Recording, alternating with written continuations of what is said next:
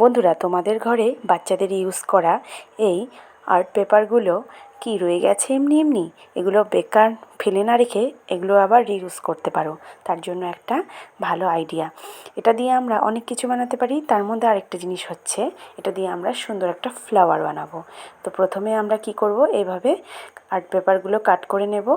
কাট করে নেওয়ার পর এখানে একটা কালার, আমি এখানে 3টা কালার ইউজ করছি। এখানে একটা পিঙ্ক, একটা এই ব্লু কালারটা ইউজ করব, আর ইয়েলো কালারের আমরা লাঠিটা ইউজ করব। এই দুটো পেপার আমি সমানভাবে কেটে নিয়েছি।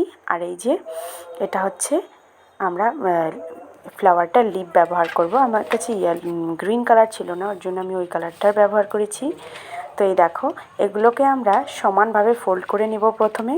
তো প্রথমে প্রত্যেকটার মাঝখানে 1 সেন্টিমিটারের গ্যাপ রেখে আমরা পেপারগুলোকে ভালো মতো ফোল্ড করে নিলাম। ফোল্ড করে নেওয়ার পর এটা যেরকম, যদি এখানে একটা লাইন একটা এখানে ড্র হয়ে গেল, এখন ওই লাইন হিসেবে আমরা ক্রিস ক্রস করে এই পেপারটাকে ভাঁজ করে নেব। ভাঁজ করে নেওয়ার পর এটা যখনই এরকমভাবে শেপ হবে, তখন আমরা মাঝখানে ফোল্ড করে দুই পাশটা একসঙ্গে করে আগাটা সমান করে নেব কেটে। এই দেখো, এরকমভাবে এই জিনিসটা তৈরি হয়ে গেল। এরকমভাবে আমরা নেক্সট আরেকটা পেপার আছে, সেমভাবে আমরা জিনিসটা বানিয়ে নেব। তারপর আমরা গ্লু দিয়ে এই দুটো সাইড একসঙ্গে জয়েন করে দেব।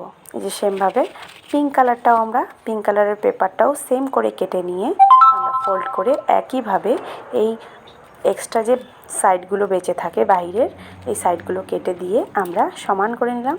এখন সাইড থেকে আমরা কেটে দেওয়ার পরে এটার ডিজাইনটা এরকম আসবে। তারপর প্রত্যেকটা দুটো সাইড আমরা জয়েন করার জন্য এখানে গ্লু ব্যবহার করব।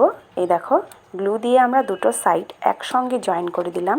জয়েন করার পর এটা একসঙ্গে লেগে যাওয়ার পর এই দুটোকে আমরা আবার একসঙ্গে জয়েন করব।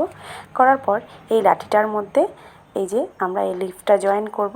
জয়েন করার পর এখানে যখন এই ফ্লাওয়ারের ডিজাইন করা ফ্লাওয়ারটা যখন আমরা জয়েন করব, এই দেখো এখানে একটা সুন্দর ফ্লাওয়ার রেডি হয়ে গেল আমাদের।